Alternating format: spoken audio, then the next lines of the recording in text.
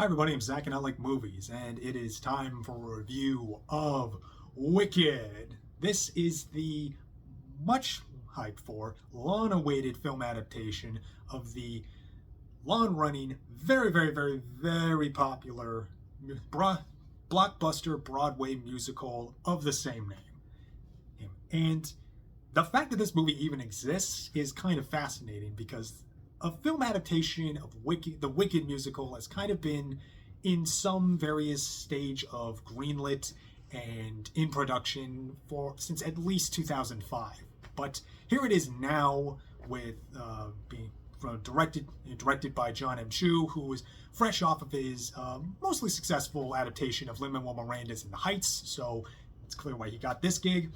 And we have our two leads here, and the original Broadway production had originally had Idina Menzel and Kristen Chenoweth. And with this time the leads are played by Cynthia Erivo and Ariana Grande. And I'm kind of coming at this. I kind of went into this movie from like a three-pronged way. One, as somebody who was seen, grew up, and loved The Wizard of Oz. Like most living people with a soul will do. That movie's perfect. It walks. That movie's perfect. Judy Garland walks on water. And also coming out for somebody who was a theater kid, loves the songs, loves the original Broadway recording. I saw the musical on like a shitty camcorder recording that I definitely did not torrent. But also coming as someone who has read the book. And it's always interesting that we got this musical out of this book because this is a cynical book if you haven't read it. But honestly, I do. It has been a minute since I've read it, but I do like it. I think it has like a lot of interesting concepts, and did sort of kick off that, like, it's called Wicked: The Lives and Times of the Wicked Witch of the West, and the way I think it does do a lot of interesting things with, like, the Wicked Witch and Glinda the Good Witch's relationship dynamic, and the general political state of Oz, and the goings on of Elphaba getting more and more getting radicalized and dispossessed by the state of Oz, and like her deteriorating mental health. It becomes this really interesting tragedy while the Wizard of Oz is happening in the background. But it also again, I feel like if you love the musical and even like this movie, and you come to read this book, you'll find a lot of like weird political intrigue, a lot of like racist, like not so subtle racist allegories, and probably be a little confused by some of the general way that Gregory Maguire writes, because he just generally loves ambiguity, and oftentimes it leads to a very interesting results, because sometimes it'd be like, because since everything's from Elphaba's point of view, it's like you're only seeing her, and especially when her like mental state is deteriorating, it's you start seeing things that might not be there. You start taking things that might or might not be true, or even the way that he writes how she experiences death. I remember being really struck by. But other times it leads to weird places, like the part of the book where like she had like her boyfriend died, and like she had a grief coma, maybe gave birth and didn't remember, which led into his sequel book, Son of a Witch. And it's like it's really weird and doesn't really make sense, but regardless, I think it's a good book. I think the songs and the music in the musical are really good. They're a lot of them are iconic. Of course, Defying Gravity, you probably are still hearing everywhere. If we did not have Idina Menzel belting out that big power ballad, we would not have Idina Menzel belting out the big power ballad of Let It Go everywhere.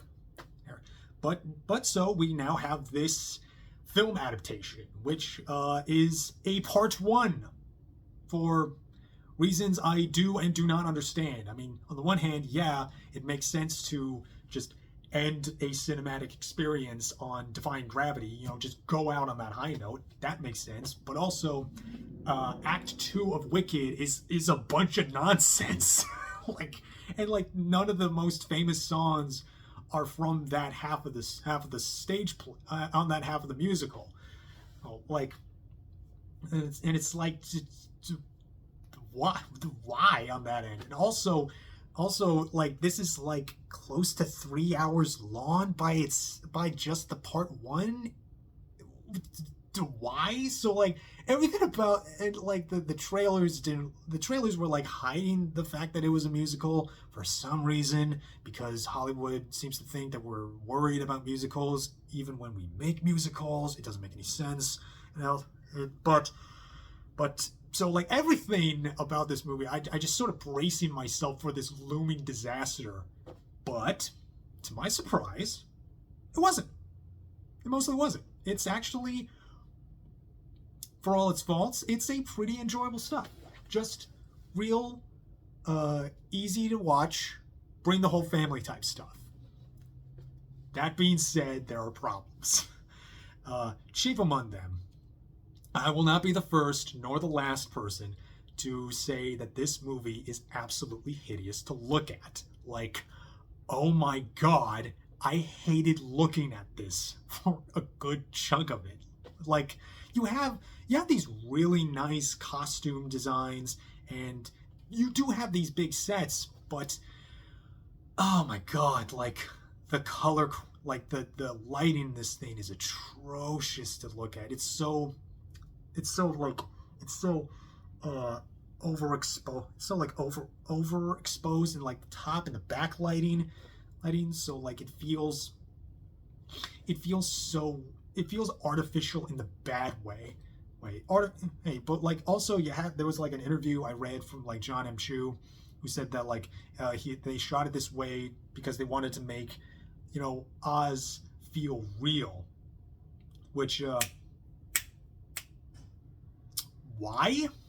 Like, if there was any time you would want to make something that's bright and colorful, even if it is artificial, even if it is fake looking, like, why would you not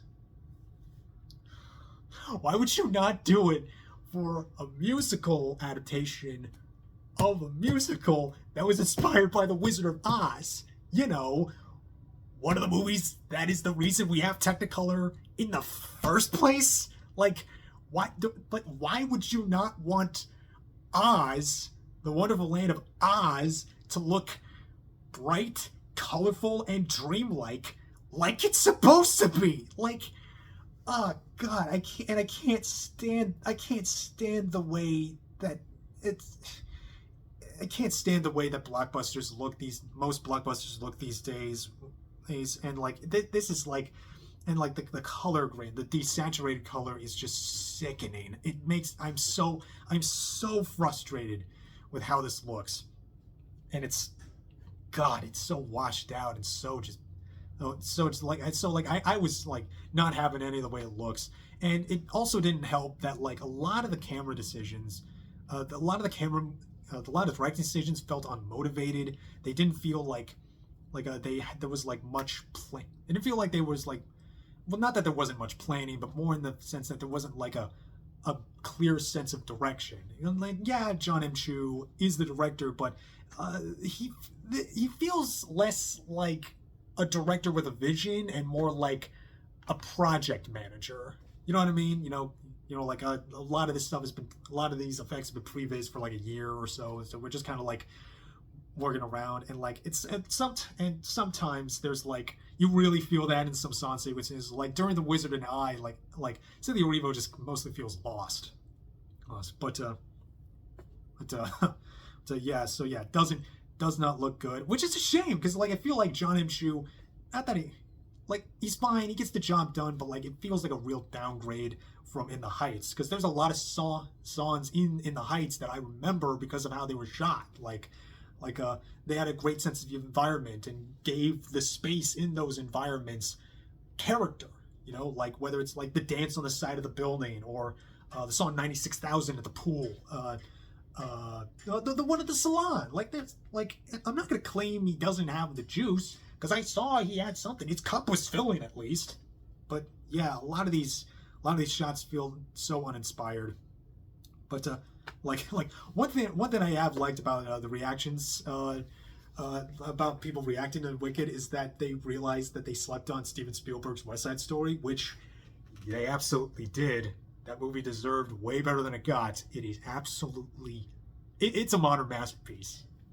Can't believe it exists. And yeah, that movie absolutely has incredible use of the camera, use of the location, and brilliant use of color without sacrificing the verisimilitude of the story it's telling. There's a sense of grit to it, but also it's colorful enough to be evocative of the musical that it is, which this movie doesn't really have.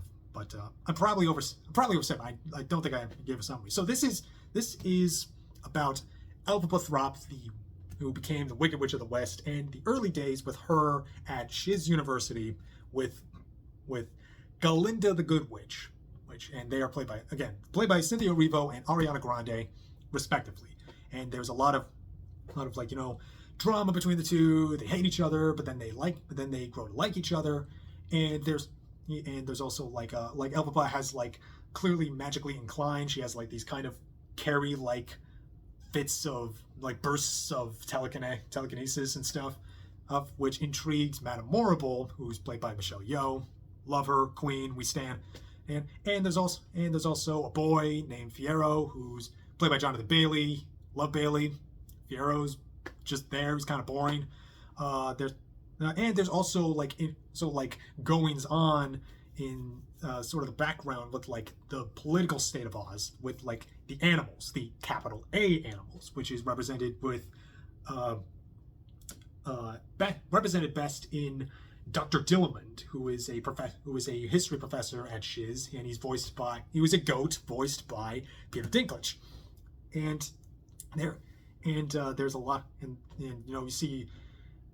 Then they like go out into the Emerald City and get invited to see the Wonderful Wizard of Oz, who's played by Jeff Goldblum. And so yeah, it's big, it's broad. So like, and again, even though it's like looks like absolutely hideous sometimes, the movie mostly works because of our two leads. Like Cynthia Erivo and Ariana Grande are dynamite. I really wanted Cynthia Erivo to get like a big film musical, like to really show off her chops, because she's really got a powerful voice, and I'm really waiting for her to like,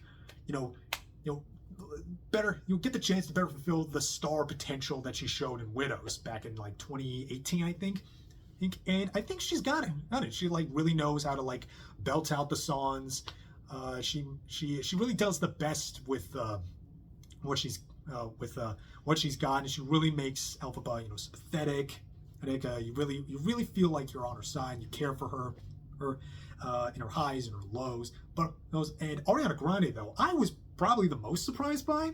There was because I've been kind of Ariana Grande neutral for much of my life. Like I'm neither hot nor cold on her. She's just there. She definitely has talent, but I always felt like Ari as Galinda, okay, but no, she's fire here. She has great comedic timing. She has she does, and it's not just a Chenoweth imitation. She's clearly like making the role her own, and she's doing all that face and tossing her hair to the side, and she's really funny. And also she's really hitting those notes. I mean, it's not operatic like Chenoweth, but yeah, every time she really hit those highs, I was like, oh, okay, I see why you got the gig. This wasn't just like, we need a big name to get asses in seats or anything like that. And they're both great individually, and they have amazing chemistry. Like the Loathing, the song Loathing, I think works very, very well.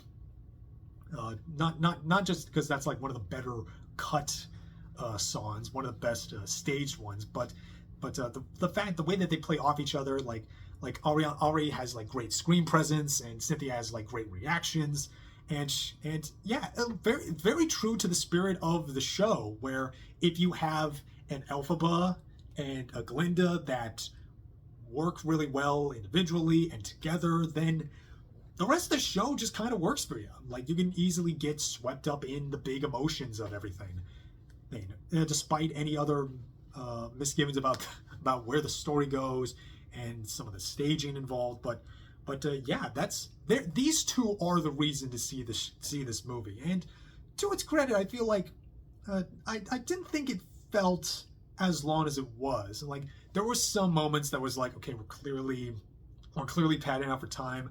You probably feel that the most in like the Popular song, the song Popular, because that's probably guilty of like a lot of starting again, and and it's awkward. It's awkward for the most part, but like by the time they get to the Emerald City, it moves at a better clip. Even when there is like there's a bit of an added extension to the song "One Short Day" in the Emerald City, where that really just exists just to give a cameo to Idina Menzel and Kristen Chenoweth, which I liked. I'm glad they're here. I'm never not mad seeing them. They both got to hit their own high notes, and it was funny. It was funny because like when Idina did belt out that note. I just immediately superimposed Elsa on her, which was like, wait a second, no, this is Elphaba. No, she was Elphaba. She was the original Elsa. So also I feel like some of the other actors are a little hit or miss. Like, again, love Michelle Yeoh, never hardly a bad thing to say about her, but I felt like a lot of her delivery kind of felt like she was reading cue cards. And also Jeff Goldblum, I really feel like Jeff Goldblum as the Wizard is a really great pick. He definitely does have, he's the guy you want for like a charm your pants off kind of con man. But I feel like he's a little too Jeff Goldblum. You know what I mean? It's less Jeff Goldblum playing the Wizard. It's more Jeff Goldblum playing Dr. Malcolm playing the Wizard.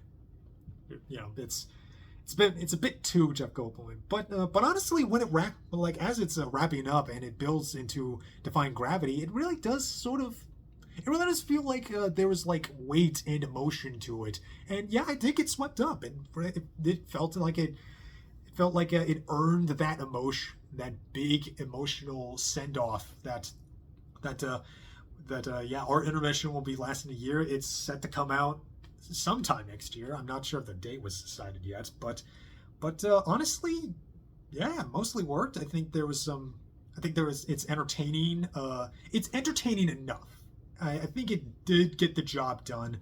And again, not the disaster I feel. I did kind of have low expectations, but as a fan of both the book and the musical, but I was impressed. Maybe not impressed, but surprised. I was happy to be proven mostly wrong. And yeah, that's basically my feelings. I think there's places to improve. Although I don't see a lot of changes being made as far as like any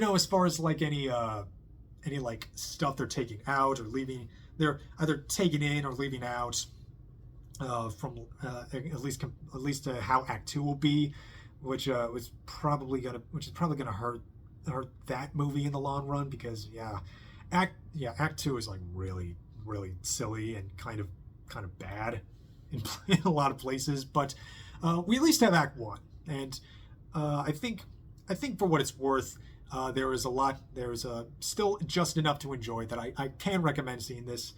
Maybe you could see it in IMAX. You might get I do think it's a movie that you can see with a crowd. I think it bodes well with bringing the whole family. Although the crowd I saw kind of had like some the row. There was some like girls down in the row that like kind of treating this like a slumber party. There was that thing I saw on Twitter of like people posting pictures in the theater of the screen, and it's like, don't do that, please. Remember theater etiquette, as in, don't talk, don't text during the movie, all that kind of stuff. But yeah, go see it with a crowd. I think I think it is a real crowd pleaser, like the show. There's like seeing this did kind of remind me why the musical has been lasting as long as it has, because it is just kind of a big, broad blockbuster kind of thing, and it mostly succeeds at that. So yeah, see it for Cynthia, see it for Ari. They're great together, and also see West Side Story. Also see Spielberg's West Side Story. That movie's really, really great. That's a musical that knows how to really do it. But yeah, I think being pleasantly surprised is a good feeling, But yeah, that'll be it. Yeah, I think I'll leave out in that nice feeling of being pleasantly proven, mostly being proven wrong. And I guess I'm feeling a strong 5 to a light 6 for Wicked Part 1. And that's it. That's it for me. I will let you go. I'm Zach. I love movies. I love musicals too. And I got a bunch of movies to watch. I hope you watch them too. Comment, like, subscribe. Did you enjoy Wicked? Do you like... Also, what did you think? Did you read the book? What did you think of that? I haven't read it in a minute. I'm curious other people's thoughts on it. So, yeah, that'll be it. I'm Zach. I like movies, and I hope you watch movies too. And I will see you all later, and you take care of yourselves.